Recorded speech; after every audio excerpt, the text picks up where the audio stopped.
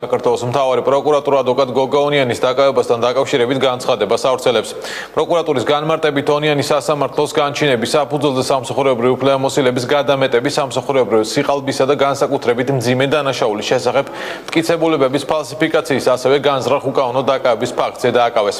გამოძიებით დადგინდა, რომ ონიანმა 2011 წელს კოალიცია ქართული ოცნების პოლიტიკური საქმიანობისათვის ხელი შეშლის, ასევე განსხვავებული პოლიტიკური შეხედულებების მქონე პირთა დაშინების მიზნით შპს DAO პრინტის მენეჯერი დავით ჩათირიშვილი უკანონოდ დააკავა. შპს DAO პრინტი იმ დროისათვის პოლიტიკური პარტია ქართული ოცნების ლოგოიანი მაისურების დამზადებას ახდენდა და სწორედ ეს ფაქტი გახდა ჩათირიშვილის დაკავების მიზეზი, რაც მას ონიანმა პირდაპირ დაუფიქსირა საუბარში დაკავების შემდეგ. ეს ხლის სამართლის საქმე რამდენიმე მუხლით არის აღზრული, რაც თავისუფლების აღკვეთას 8 წლამდე ვადით ითვალისწინებს.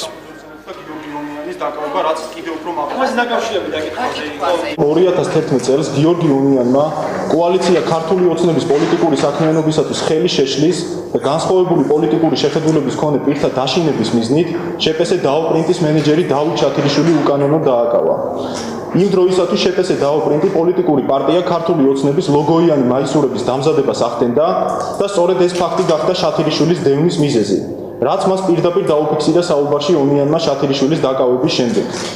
გიორგი ონიანის მიერ ჩათირიშვილის უკანონო დაკავება განხორციელდა შემდგომი დანაშაულებრივი გზით. გიორგი ონიანმა თავის დაქვემდებარებაში მყოფ პოლიციის თანამშრომელს პატაკის შედგენა დაავალა, თითქოს დავით ჩათირიშვილი უკანონოდ ინახავდა ნარკოტიკულ საშუალებას.